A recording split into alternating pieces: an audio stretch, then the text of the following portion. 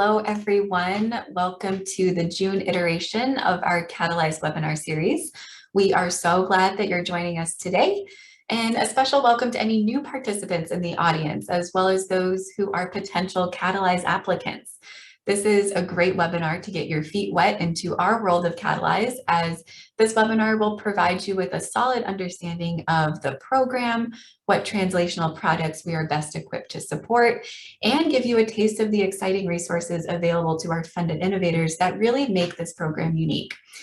In the second half of the webinar, you will hear from the Catalyze Scientific Director from the NIH side, Dr. Pieck, about the application process itself, complete with important tips and tricks for developing and submitting your application.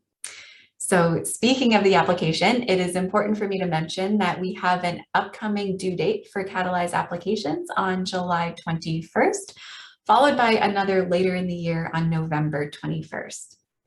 So in addition to this webinar's goal of providing you information about the program and application process, we also want to introduce ourselves, highlighting the different areas of expertise our team brings to this program, and really poising ourselves as points of contact to consult with you as you prepare and eventually submit your application.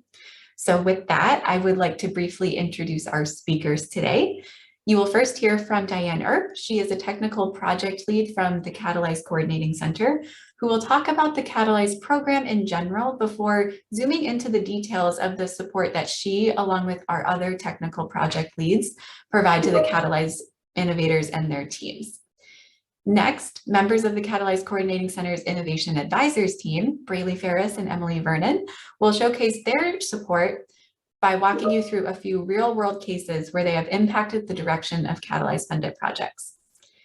Finally, Dr. Pieck, the Scientific Director, will finish out the webinar by walking you through important details of the application process and providing tips to submitting your best possible application. So without further ado, Diane, the floor is yours. Thank you. I'm very excited about the opportunity to share with you my views of this amazing program. It's one of the privileges that I have to work on this program for Dr. Pieck and Dr. Severin Stevens. She is the head of the Catalyze Coordinating Center and works very closely with Dr. Pieck and his team at NHLBI to provide you as researchers in this program with all the resources that you might need in order to be successful. So I'm going to start out by telling you kind of what the program is from a benefits perspective. I guess I'm the salesperson today because I can't say enough good things about this. I've had the opportunity to work with the teams for about a year now, and I've gotten to know experts at NHLBI and what they come to the table with for you as a researcher. And I've also gotten the privilege of integrating with about 10 or 11 researchers who were funded by this program and have really benefited from my perspective and from what they've told me with the assets and the potential pieces that can be brought to bear as they need. So I'm in it to advance their programs. So I'm going to talk a little bit about, first of all, the background. And I have about 5 slides to go through. Bear with me. I get real excited about this program. And so I'm going to ask Shane and Marissa to cut me off if I'm going too far, because I could just talk about this all day. It's great. It's just a wonderful team of people. And amazing individuals who bring hundreds of years of experience when you total it all up to the table for you as a researcher to benefit from once you are in the program. So I would encourage all of you to really look long and hard at what kind of application you can make and who do you need to talk to get that application just right to put it forward to be granted I should say, membership into this amazing program. So first of all, why is it existing? NHLBI has a strategic vision for mission-driven goals, and you can see on the slide, 2 of these goals are accommodated by the Catalyze program. It's a bridge from the basic clinical research across the Heart, Lung, and Blood Institute for looking at ways to bring different kinds of technology, drugs, biologics, enabling technologies, in vitro diagnostics, all from the conceptual research and discovery phase up through preclinical work or to preclinical work. Next slide, please. It brings not only the funding to you as a way to fund the gap between the basic research and discovery that you probably have already gotten started with, through the early stage technology development. And the drive here is to take your idea and concept and not only help it to advance, to get good papers written, get to the next stage of the research, but also to start formulating your plans and strategies, both from the development perspective, what kinds of tests you need, animal studies, what needs to come next in order to facilitate the drive to get to commercialization and a real product that comes to bear on the needs of the public, which is what they're all trying to work for. It brings the knowledge that you might need to the table as to supplement your teams, whether that be regulatory strategists, particular experts in the field, or NIH department heads who know what to do to help you get this thing moving forward. It also brings to bear the commercialization experts. How do we connect you with other individuals, companies, resources out there that might be able to help you formulate your next steps or your next ideas. For example, in one quarterly meeting recently, we were talking with a researcher who was struggling with one aspect.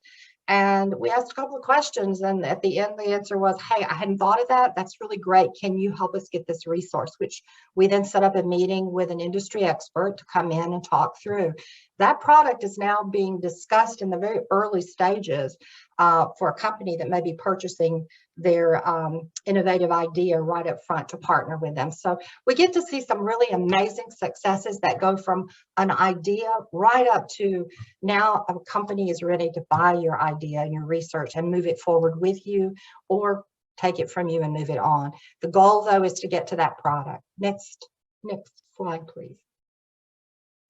So the vision, obviously, as I've just gotten through saying, is to bridge the basic to the clinical research, to get the diverse scientific workforce, get people trained, give you what you need to be successful, to take your research not only from the discovery and a good idea, right on up to here's what it's going to look like when it gets to the market, and here's the patients that are going to benefit from this. It's a funding opportunity that's very unique in that it's a matching commitment, whether that's with a partner that you have, your institution, or some other avenue of funding that matches with the challenge here of the technical capabilities. And then it's coordinated with our Catalyze Coordinating Center, where we have analytical scientists, regulatory strategists, biologists, medical device expertise, technology development, animal studies experience. The Research Institute is made up of an abundance of different kinds of resources that come to bear with the Catalyze Coordinating Center's ability to help you with your project management, meeting your timelines, getting things accomplished, and helping to remove the obstacles that get in your way. Next slide. So the program components are really quite interesting, whether it's drugs, biologics, enabling technologies, or devices and in vitro diagnostics.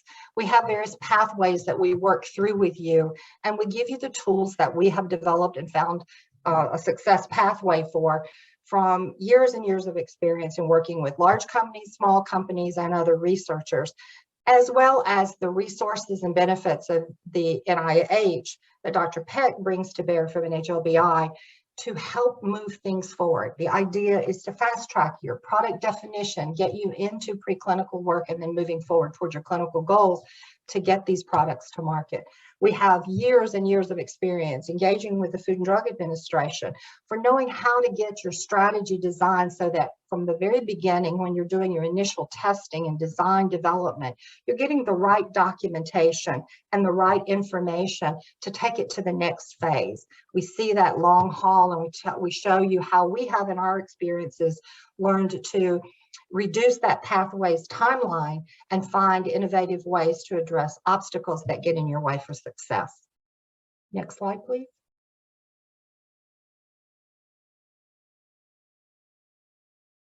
Can I have the next slide? Thank you. So here's what the leads bring to the table. I'm one of a number that Dr. Severin Stevens brings to bear when we get a new member into the program, Dr. Pieck lets us know we have a technical proposal that's been accepted. We look at your milestones, we identify what your goals and objectives are, and then what your aims are going to be. And then we assign a team to work with you. We have chemists, pharmacologists, toxicologists. We have people with experience in developing assays. We have engineering and prototype, design verification and validation. All of these aspects, it's like a menu of capabilities that we have at your disposal. Sometimes my particular background is medical technology, in vitro diagnostics, devices, and biologics. And sometimes when I sit down with the team, they want me to talk to their regulatory affairs person. They may have someone that's working with them, but they want me to talk through their strategy and see if there's a shorter or faster way to do this. I've been doing this since dinosaurs roamed the earth. So I have a little bit of experience in how to get past certain elements that are considered obstacles and what's a faster way to get your product to market. I'm not the only one. I'm probably the least qualified of all of these experts. They come to bear with years and years of experience, as I said, and they look at ways to help you get your feasibility accomplished, that your technology readiness is there, and that you're moving forward, while simultaneously we bring to bear what's your strategy at the end. Do you want to create a new co and have your own company? If so, there are different decisions you need to make very early on. Or do you want to sell this technology to a bigger company or to someone else and just collect the revenues off of it? That's a different scenario. Or is this something that you really want to hang on to and just develop into other opportunities, at which point we work with you about your intellectual property controls. We also watch what's going on. I'll give you an example. This week, one of our researchers, I noticed on LinkedIn over the weekend, a company that is in the same territory as what they're working on. That can be looked at as a plus or a minus. Is it stressing you now that your research may be being taken over by a large company? Or is this a potential client to talk to about a partnership, or perhaps letting them see that you have viable ways to expedite where they're going? With the end result always being, how do we get something to market that's going to better help our patients and our population get what they need? So how do we do this? We work to integrate with your researchers team as a part of what you're missing. We help reduce timelines, reduce cost. We provide increased support and want to work to accelerate your success rate for any kind of novel product you bring, whether it's to prevent, diagnose, or treat any of the heart, lung, and blood disorders that this institute focuses on. So when you talk about how we help you, it really depends on what you need. We have fantastic project managers who set up meetings where we bring all of the experts to the table. Dr. Pieck and his team, your program officer will come in. We talk through how you're progressing. We talk through any obstacles or concerns you have with the concept and idea of what can we do to overcome them? How do we bring to bear all of this intellect and experience to help you move forward with whatever you as the researcher define as an obstacle? So as I said, I can't say enough good things about this. It's a wonderful program, and I feel honored and privileged to support it. And I look forward to your proposals coming in and seeing all of you as new members of the teams. Next slide. Wonderful. Yeah, I will jump in. So now that we've heard a high-level overview of the Catalyze program and all of the different resources that make it a unique program, we're going to spend some time diving deep into one of those resources, which is the group that myself and my colleague Brailey Faris are a part of, which is the RTI Innovation Advisors. So in this deep dive, we're going to provide an overview of how RTI Innovation Advisors can support PIs once they're part of the Catalyze program, as well as provide some tangible case studies of support that we've offered at Catalyze PIs in the last year. We're going to anchor this discussion in a commonly used innovation framework called the DVF framework, which stands for Desirability, Viability, and Feasibility. So when you're first starting out developing a new technology, a new therapy, a new medical device product, it's really easy to focus first on that technical feasibility. Of course, and you can advance the slide, thank you. Of course, you want to understand first, can I make this? And can I actually make this to have its intended purpose and to serve its intended outcomes? However, it's never too early to start considering and viewing your technology from other lenses that are crucial in the commercialization process. And of course, while the Catalyze program does offer resources to help you and help investigators amplify and catalyze, no pun intended, their technical feasibility and advance it, the benefit of the Catalyze program is it also offers resources to help expand the innovator team to be able to view their technology and think about their technology from different angles. So for example, the Catalyze program can offer resources to start helping investigators and PIs think about their technology from a human perspective, thinking about the desirability and understanding if the technology is meeting an active need for the end users. You can advance the slide, thank you. The Catalyze program can also help the investigator start to think about the business aspect of their technology and the viability, to understand if they're developing a technology that can support a sustainable business model and be attractive for potential customers. So ultimately, the Catalyze program allows PIs and investigator teams to take a more comprehensive view for their product innovation, their product development, to ensure that they're developing their product with intentionality to meet different angles of commercialization. And so now, next slide, we're going to narrow in on how the RTI Innovation Advisors can support Catalyze PIs. And ultimately, our group helps Catalyze PIs tackle and address specific questions related to specific elements of desirability for their innovation and viability. And we do this with a range of different research methods. We can do some primary research and start to talk to different end users, such as clinical stakeholders, including physicians and nurses. We can also do a lot of secondary research, looking at different literature, intellectual property, and market reports. So starting with some of the key questions that we can help Catalyze PIs tackle related to desirability, we ultimately want to help them understand their end user better.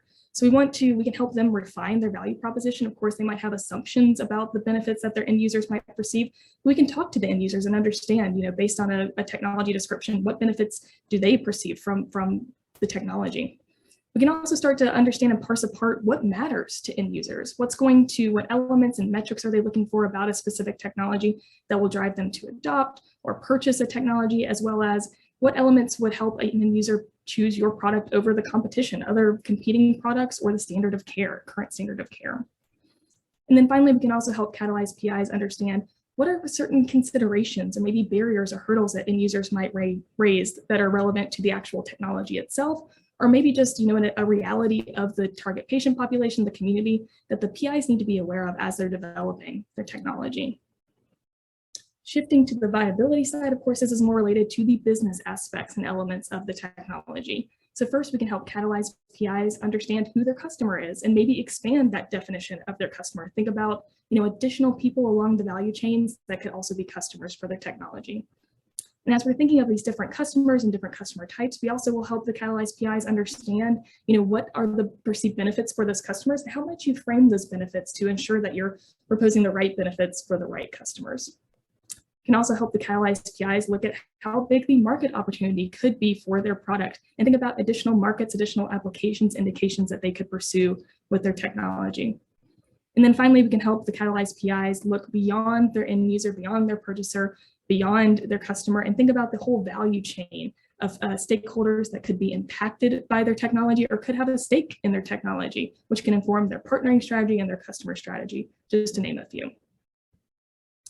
So now that we've given a high-level overview of the different example ways that RTI Innovation Advisors can support different Catalyze PIs, I want to provide some tangible examples of support that we've provided for PIs in the last year and the outcomes that came out of that support and how it impacted their research and the development of their product. So we're going to start with a case study on desirability, and then Brailey's going to go over a case study on viability. So perfect. So starting with desirability. So the RTI Innovation Advisors worked with a Catalyze PI team that was developing a medical device. And so this PI team had a design prototype, they had a hypothesized value proposition, they had a target patient population in mind, as well as an idea of how this device could impact the workflow for their end users.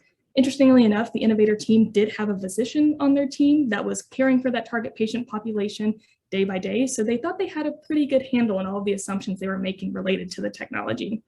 However, they did realize that that was biased, that only having one perspective could introduce some bias. And they wanted to, better understand their end user and have some support to either validate the assumptions they were making, add different perspectives, considerations, and also answer some key unknowns.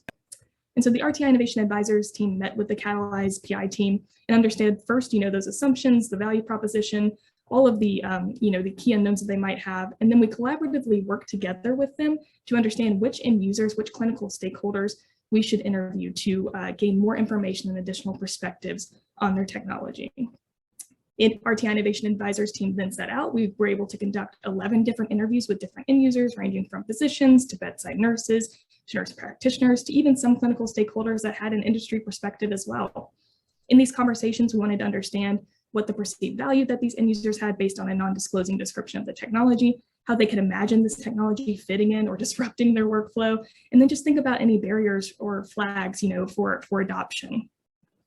At the end of all of those interviews, the RTI Innovation Advisors team came together. We distilled the key insights, thought about the key, opportunities and threats for the technology, and then provided some tangible next steps and recommendations for the Catalyze PI team.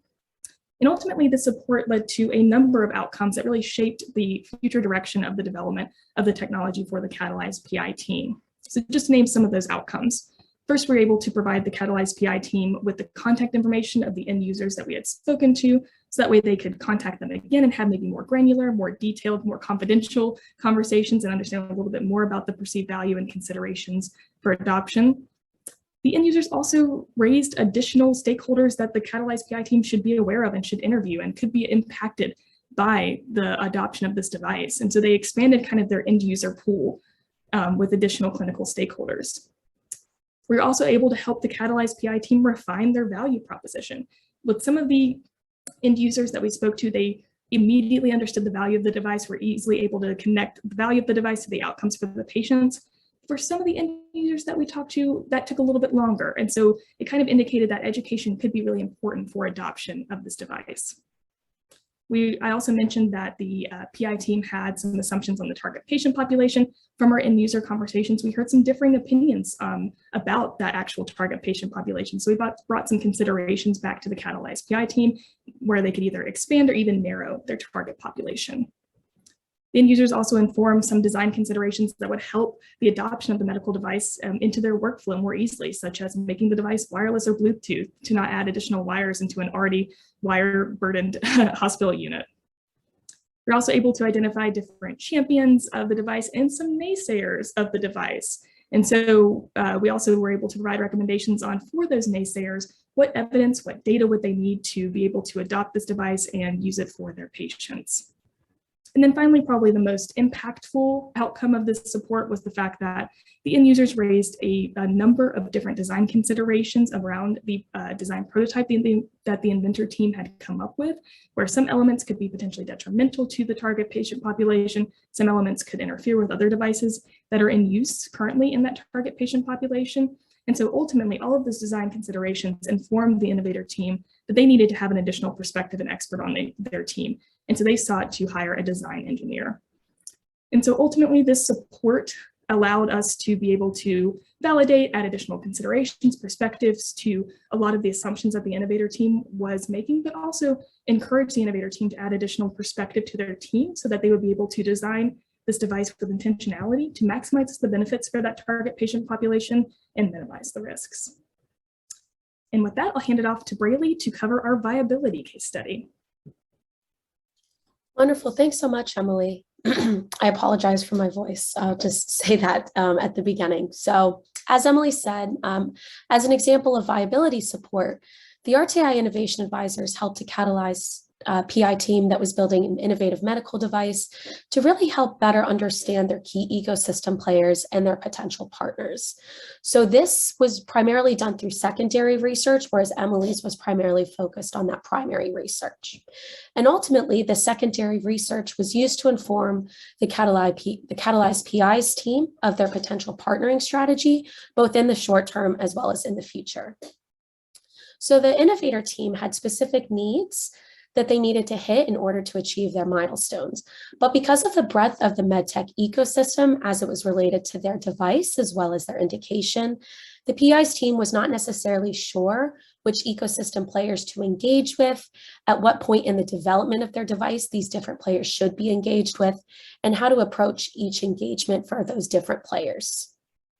So in the RTI Innovation Advisors' first conversations with the PI team, we really worked to understand what their short-term as well as what their future partnering needs were, as well as who they were already partnered with. And this was really to ensure that we would be bringing them new and helpful recommendations and not bringing back companies that they may have already considered, had conversations with, or were taking steps towards working with in some manner on their own. So the RTI Innovation Advisors began the secondary research work by thinking very broadly of the stakeholder partner ecosystem. So we took into consideration some of the initial conversations that we had, and we thought more broadly. And as we thought more broadly, we systematically segmented the ecosystem into different partner types, which we refer to as personas. So to give you an idea of some of those, we considered manufacturing partners, development partners, potential customers, research partners, more broadly as personas in order to help them be informed of their partnerships more strategically. So again, the inventor team had approached us with some of the types of partners that they were most in need of in the short term. For example, they were in dire need of some manufacturing partners so that they could begin to scale up and build their devices on that larger scale so that they can continue to put them in research and data collection opportunities in labs and other areas. So in addition to these partner types that they really needed in the short term, we pushed the PI team's initial thoughts by expanding and considering those additional partner or stakeholder types. So some of those types that we really pushed them to consider included companies with similar medical devices, but in different therapeutic or diagnostic areas. We considered therapeutic companies, pharmaceutical companies, clinical support, and other categories of what we perceived could be potential customers, users, or development partners.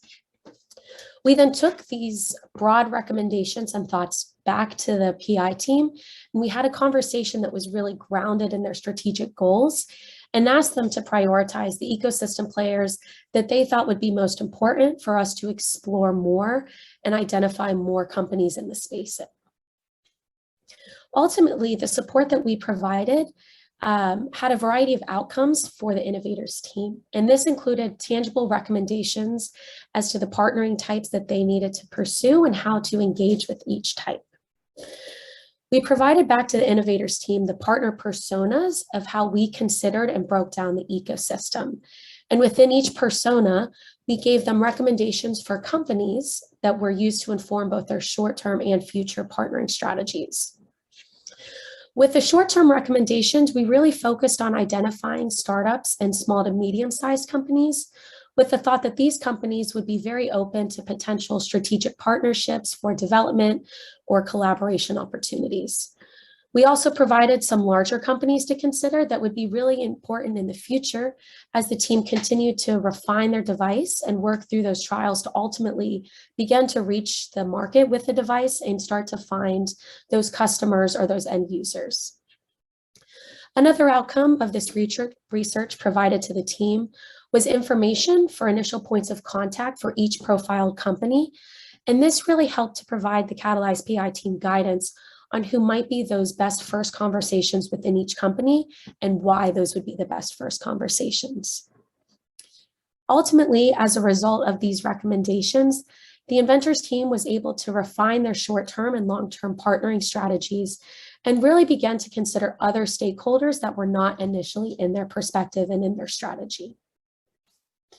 So that's the viability case study, and a little bit more about some of the support that the RTI Innovation Advisors is able to provide to those PI teams that are join the Catalyze program. And now that you've heard a bit more about that and some of the services that are offered by the Catalyze program, I'd like to turn it over to Dr. Mike Pieck, who's going to be telling everyone a little bit more about how to apply for the Catalyze program. So Mike, I'll turn it over to you. Thank you, Brailey. I see several questions in the regarding matching funds and partnering. I will go through those in the slides. So this webinar is mainly focused on the next application deadline, which is July 21st, 2022. And here listed are the 5 entry points or funding announcements to provide access to the Catalyze Coordinating Center of Services that you just heard about from the Coordinating Center team.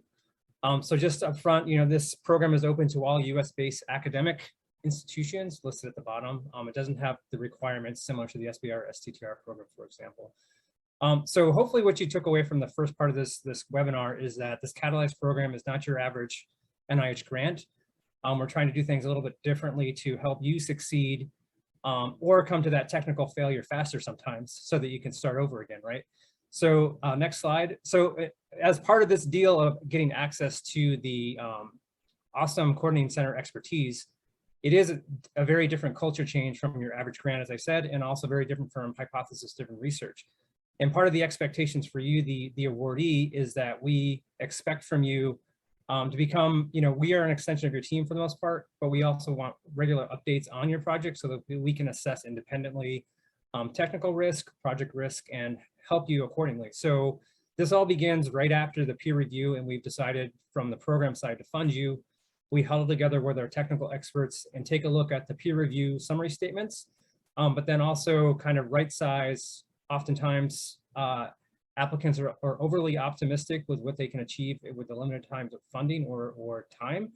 So we work with our technical team to right size some of your milestones and then send them to you, and we negotiate. Sometimes we need additional data sets to ensure reproducibility and rigor that the FDA will be expecting. And other times we want to just kind of manage the expectations of you trying to complete a very large study in 3 years versus a 5-year study, right?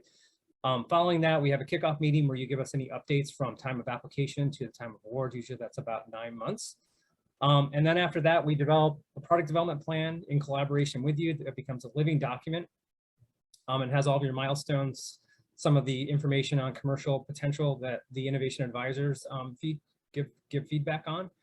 And then it's up to you throughout the rest of the year. We meet with you quarterly as an expectation and terms of the award. But if you need additional services from either the technical perspective or the Innovation Advisors, you are welcome to request those services, and we'll work with you to get those to you. Another cornerstone of the program, and something we're trying to encourage our newer awardees, is to provide an additional role for your junior staff to develop their skills. So we absolutely encourage them to be part of the research, absolutely, but then also part of the meetings with the coordinating center and actually give some of those presentations to the broader team to help with their career development. Every year we have a annual meeting where we get together with all the teams, usually virtually, first time, and virtually again this year, but hopefully one of these times will be in person. And we do different types of cohort-based learning. We had a pitch competition last year. We're going to have something similar this year. And all in all, it's just another way to maximize your experience in the Catalyze program. And then, I'll talk about that in a little bit, but, the R61, R33, we have these transition reviews where we assess your progress. And I'll move into that now with walking through each of the 5 funding announcements in a little more detail. So next slide, please.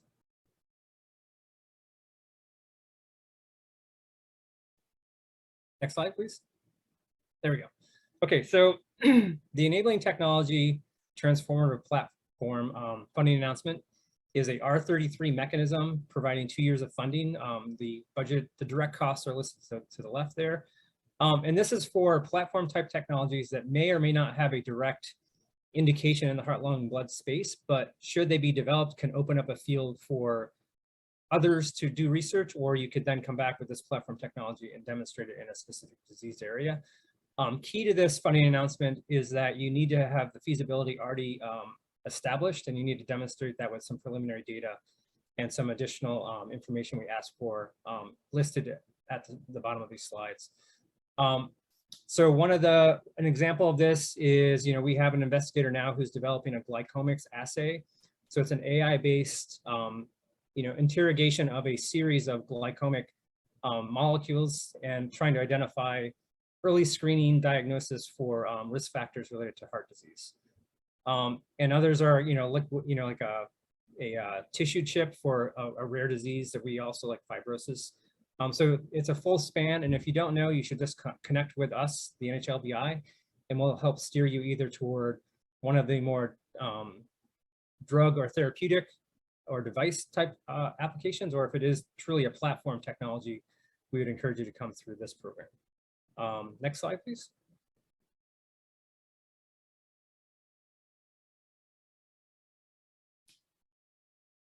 we have a delay here. So for both the therapeutics, the small molecules and biologics, and the next slide, which would be the device and diagnostics, there are 2 entry points to the program. There is the earlier stage R61, R33 mechanism that provides up to 3 years of funding to do that very early stage screening of libraries to identify your lead series, for example, or synthesize X hundreds of compounds to then assay against your target. The budget limits are, there's no exceptions to these budget limits, by the way. We have a very tight allowance for this very experimental pilot program. So if you propose over the budget amount, you will not be reviewed and it will be non-responsive. So another piece of this is that you can also, if you have a lot of very early stage studies to do, you can propose the first 2 years to be R61 and then propose clear milestones for that go, no-go decision for us to identify and determine whether you can graduate to the R33 program. Vice versa, if you have some preliminary data and you think you only need 1 more year to do that kind of lead series identification or SAR type of activity, you can propose 1 year in the R61, give us your clear go, no-go decisions for that transition, and propose 2 years for the R33. It's really up to you. If you have the feasibility or preliminary data already complete, you can come to us and propose to do 2 years as a direct to R33 application. The exception here, or the additional requirements here, are that you need an accelerator partner and non-federal matching funds at the time of application. Whereas for the R61, R33 proposal, you would need to come to us with an accelerator partner and some matching demonstration of raising some non-federal funds at your transition time from R61 to R33. For example, we just completed our first cohorts R61 to R33 transition this last 2 weeks ago. It's a programmatic review, so it's a trans NHLBI panel, and we just assess how you've completed or how well you've done in your R61 with managing technical risk and the likelihood of success in the R33. We had some teams that we determined that they have a little bit too much technical risk, and we're encouraging them to complete their R61, address the challenges that they're having, then come and reapply for the R33 down the road once those technical challenges have been addressed. Next slide, please. So again, likewise for the device diagnostics and tools, we have an early stage. So if you have all of your components in different parts and you want to duct tape them together for the first time and press on, that's most appropriate for the R61, R33 mechanism. So that gives you enough time to see what type of iterations you need to do to get that first prototype for testing. If you've already have your prototype fairly in good shape and you're ready to start doing some of the bench and animal testing, then we would probably encourage you to go to the direct to R33. Again, these are conversations that you should be having with us, the NHLBI, beforehand. I'll reiterate that again. The email contacts at the end of the slides, but then also, the program staff within each of the divisions, they are the best folks to help identify if your aims are within the right scope for the program, but then also match kind of similar projects that they're also managing within their portfolio. And again, for the R61, R33, at the time of transition, you would be required to demonstrate that you have partnered with an accelerator and that you've been able to raise or have a commitment of non-federal matching funds. But again, for the R33, you are required to have a letter of support from the accelerator partner and demonstrate that you have some non-federal funds that could be used to help accelerate the development of this technology. Next slide, please. So just to reiterate here in pictograph form, so for drugs, biologics, device and diagnostics, there's 2 different types of entry points where you can come in for the biphasic or the direct to R33. And the special requirements throughout the program are an attention to project management. So we expect that you will identify a project manager as a key personnel and budget for them appropriately. Within the specific aims, you will need to have milestones and a timeline, usually a Gantt chart's appropriate for that first pass. There's a special attachment for intellectual property and regulatory strategy that I'll go through in a second. An expectation that there's going to be rigor and reproducibility, both in line with NIH policy, but then as a kind of best practice in preparation for all these things going to the FDA, they're going to expect that anyway. And as I just mentioned, there's an expectation for matching funds and to address the questions in the Q&A. So expectation means it is not required to be peer reviewed to demonstrate that you have matching funds. However, for programmatic review and selection for funding, we will weigh in your ability to have a commitment of matching funds. And this is really important for, we pivoted a little bit away from the requirement of a matching funds, kind of based on feedback from some of our calls with investigators from, non-powerhouse areas of biotech, right? So if you're in a kind of an emerging biotech sector, it's very hard to raise even $5,000, let alone $25,000. So we put it as an expectation to hopefully let in some more innovative technologies from non-traditional areas. However, the accelerator partner is a requirement throughout. And while to answer the other question, we do not endorse any accelerator. However, we can give you kind of criteria that we see as important or useful for identifying an accelerator partner. And another point that we're trying to improve is that we also want that accelerator partner to have a seat at the table during these meetings so that they understand what's being developed from the technical perspective, what assistance the innovation advisors perhaps are giving, and where they can fill the gaps in that local ecosystem that you're having and help expand your network for potential follow-on funders. I think the next few slides, I'm going to walk through each of these bullet points on the right-hand side. So next slide. So project management. So as listed here, this is a milestone-driven product development funding announcement. It's not R01. We're trying to understand the mechanism of how something happens. It's more, we understand the mechanism. Now we're going to try to address it or target it. Or, we have this, we've already developed the scientific innovation in the R01. Now we want to translate that out of the bench and hopefully into patients. And again, to reiterate, the new language in the funding announcements is a dedicated project manager should be identified in the application and also budgeted for. And in reality, this does not have to be a full-time person. Most project managers work on several different projects throughout the year, so it's appropriate to have a percent effort that's that matches the duration of the project. And feel free to contact me or anyone else if you need additional guidance on that, how to articulate that. Next slide. So milestones. So here on the right are all of the different information that we want for milestones. So milestones we know are hard to develop and you may not get it right the first time, but we want you to try. We have experts like Diane and others who will help you winnow those down and say, you're slightly off or you're way off. Here's the actual milestone. Or if you're missing a milestone, they're going to let you know before we actually fund it because we rely on them to help us identify these kind of weaknesses in the applications along with the peer reviewers. So again, we monitor these milestones and you give us updates quarterly.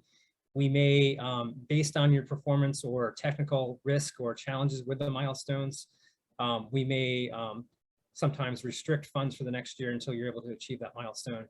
And again, it's just a way to protect the NHLBI's investment in the technology and just to keep us all kind of working toward the same goal of either helping the technology advance or killing it quickly if it's not going to pan out eventually, right?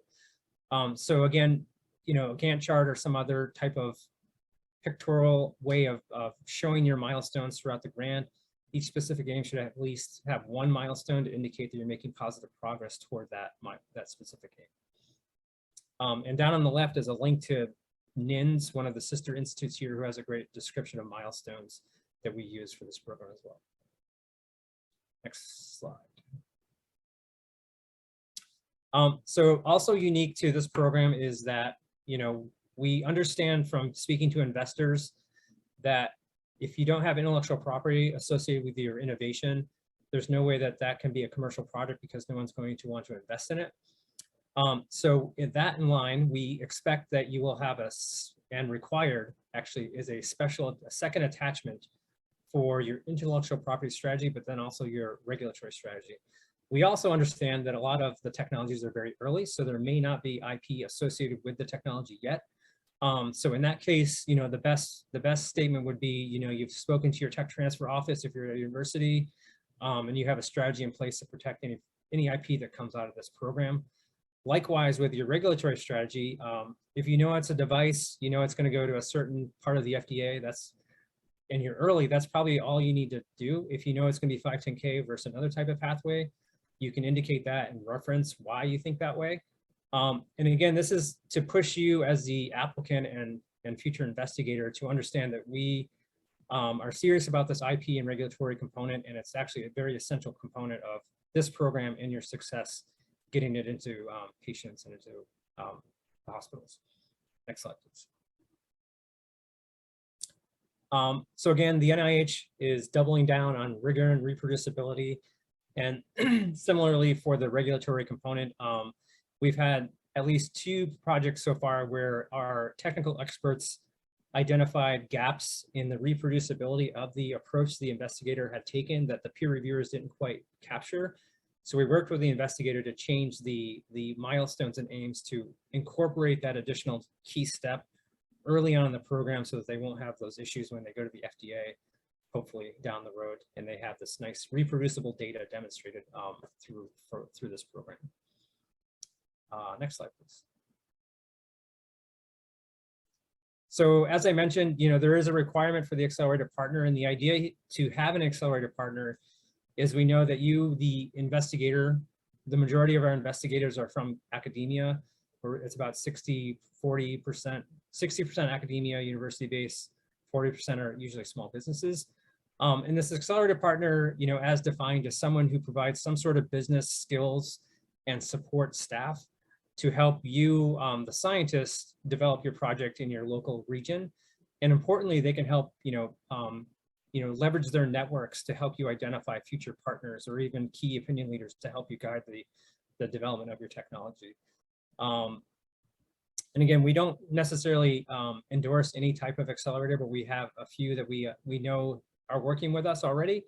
And in one case, at least, we've identified an applicant who's working with the same accelerator as one of our awardees, so we put them in connection so that they could have that conversation. Next slide, please. So again, the matching funds is now an expectation. It's recommended to be 25% of your direct costs from a non-federal source.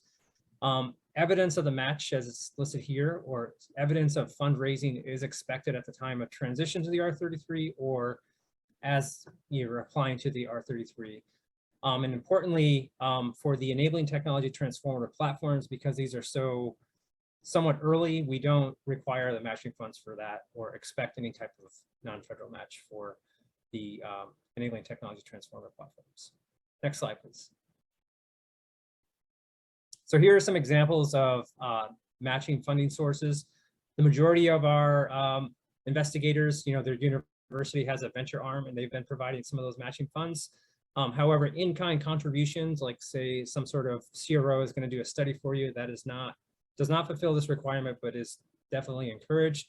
And reiterating again, matching funds are not required for the enabling technologies transformative platforms. Next slide, please.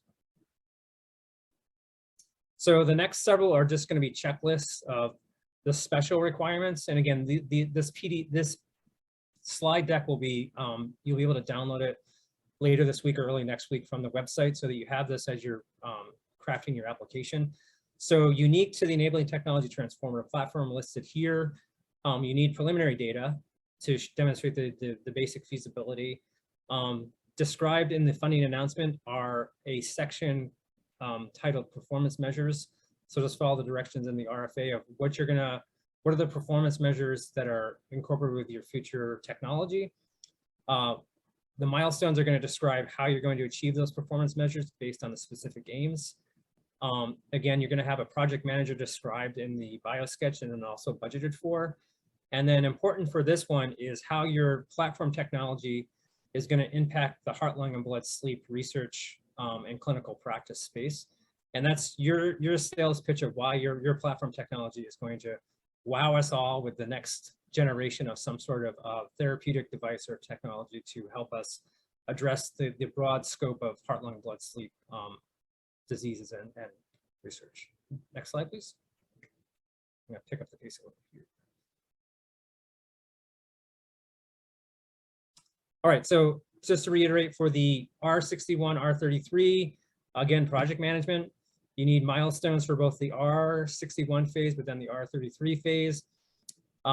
And then again, at the R61 to R33 review, we'll ask you for an update on the R33 based on what you've learned from the R61 phase. In the budget justification section, you should describe how future funds might be used. This is non-binding. We just want to know what you're thinking or what your non-federal funder is willing to support you with. And then just to reiterate, the special other attachment labeled IP and regulatory strategy should be attached to the application. Next slide. And then once again, for the direct to R33, the first 3 bullets don't change from the last one, but then the other ones are that letter of support from the accelerator partner and a letter of support from a non-federal source to demonstrate, even if it's, you know, $1,000 of non-federal support, we want that letter of support. It's required. You won't be responsive to the funding announcement, and you won't be reviewed without that letter of support from the non-federal source. And again, the IP and regulatory strategy is also a other attachment to your application to be uploaded to the application website. Next slide. So 2 ways to figure out if your project is a good fit for Catalyze. One is to go through our website and look at the funding announcements. Another one is to contact me at the email below. And a third is this really somewhat, it's now user-friendly database called Reporter, where you can cut paste your abstract in the matchmaker, and it'll identify which institutes at the NIH have funded similar type of projects, what those companies or institutes are that receive funding, the level of funding, and you can also identify what program official here at the NHLBI or the NIH is the best expert to speak to you about your project, or just, again, contact me and we'll have those conversations. The last thing that I want to say before I hand this over, I forgot to mention at the beginning. So this is a unique program for the Heart, Lung, and Blood Sleep NHLBI. It is reviewed by the NHLBI, and it's a special emphasis panel, unlike the other types of R mechanisms where it's a standing application reviewer section. So what that means to you as the applicant and grant writer is that you need to make sure that your science is digestible for both the 2 to 5 experts in your field, but then for that broader experts that are in either the therapeutic or device and diagnostic space, to make sure that they understand both the technology and the innovation and the impact that it's going to have down the road to improve on one of our many heart, lung, and blood sleeps indications and diseases. So with that, I think I'm handing it back to Marissa for Q&A. We have 5 minutes and further announcements. Oh, sorry, one last. So again, you know, we have information about the website on the website, email, our centralized email box, and then also on the right-hand side. So you heard from the Innovation Advisors at RTI. We had a webinar back in April about our NHLBI Office of Innovation called Office of Translational Alliance Coordination. And they are another resource that's free to you both as an applicant, but then also complement the stuff that's going on with the Coordinating Center to help commercialize your technology. I think with that, we are now open for Q&A. Thank you. Great, thank you so much, everyone. I'm so glad that we have just about 5 minutes for Q&A. We have a bunch in the Q&A box. So Shane, do you want to get started?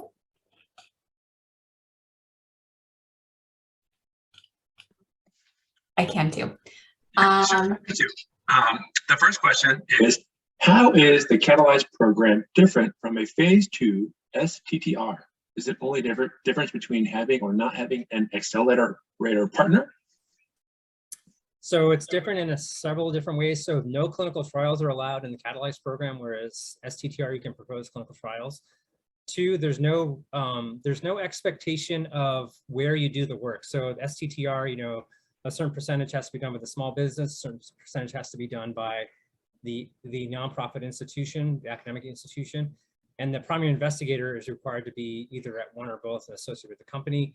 This is open to, you know, those requirements are not there. And also the funding levels are very different, as you can see from this funding announcement, 350,000 max direct costs, whereas the STTR phase 2, I think, is up to roughly 2 million now, right? So that's also going to kind of scope the work differently than an STTR project would be.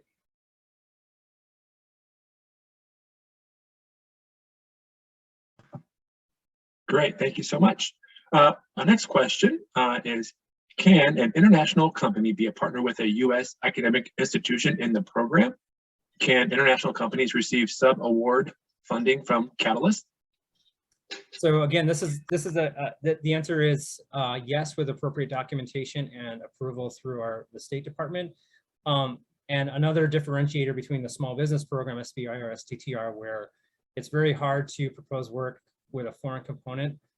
Here, we're just asking you to justify it either in your application or we'll require it prior to doing any of that work. And just to reiterate, you know, the NIH requires any support, even if you don't pay them, to be documented if it's from a foreign institution. It's just part of the process now of ensuring transparency in who's supporting NIH research.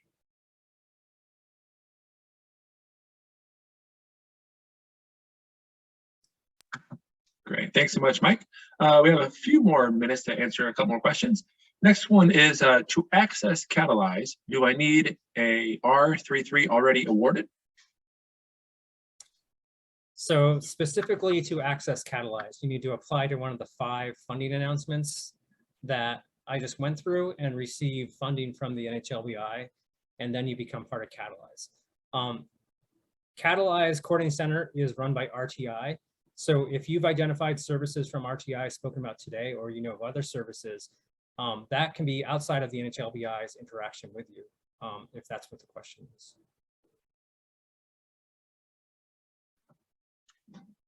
Excellent, thank you so much. It looks like we have time for about one more question. And that is, are applicants responsible for identifying the exact customer/patient population or hospitals/clinics in the Catalyze application that we want to talk to, or to determine desirability? Or is this something we mentioned in the application in a general sense, and then RTI or the NHLBI put us in touch with the right groups for us? How can we best estimate the budget for this? Thank you. Great question. So if you've done some landscape analysis type of research, and you identified the subpopulation that you're going to target, that's great information that shows kind of a certain level of expertise on your part as far as understanding the commercial landscape. If you have no clue, then I think you would want to talk to our NHLBI entrepreneurs and residents to get a better understanding. And then once you're in the program, that may totally change. We've had a few teams who have changed their focus based on the support from the Innovation Advisors. And to best estimate the budget for this, you can propose to do, you know, market surveys as one of your aims. We've seen that. Or you can just wait to get in the program and see what additional resources the Innovation Advisors can provide to you, and then propose additional studies outside of the program, perhaps with those matching funds. So just for everyone's information, the rest of the questions, we'll type them up and I think email them back to all of the, oh, sorry, Marissa, was that I didn't mean to say. Yes, that was my wrap up. Thank you so much, Mike. I've collected all of the remaining questions, and we will grab your email addresses from the registration form and be in touch in the next few days with those answers. So thank you for your patience on that. And once again, thank you to all of our presenters. Shane, we can go to the very last slide and go ahead and launch that poll. Perfect. And then one more slide, perfect. So for everyone still able to stay on for a couple more minutes, we just have a few reminders and events to make you aware of. Our next seminar in July is Wednesday, July 20th, again over that lunch hour on the Eastern time zone. And it will be about how to source, vet, and work with medical product development contractors. And this will be presented by 2 of our technical project leads from the Catalyze Coordinating Center. And like usual, you can register for the Zoom link on our website, which is on the slide here, nhlbicatalyze.org/events. And then another very important date that you've heard a couple times throughout this presentation, the Catalyze applications are due on Friday, July 21st by 5 p.m. local time to your organization. So whether that be your university or where your small company is housed, that's the local time that you'll use. And then stay up to date with us. You can sign up for our email list on nhlbicatalyze.org. You'll receive our newsletter, registration links for upcoming webinars, application resources, and any important reminders that we have. So thank you to everyone who's still filling out that poll. That really, really helps us out in future webinars. So once again, big thank you to all of those who joined us today.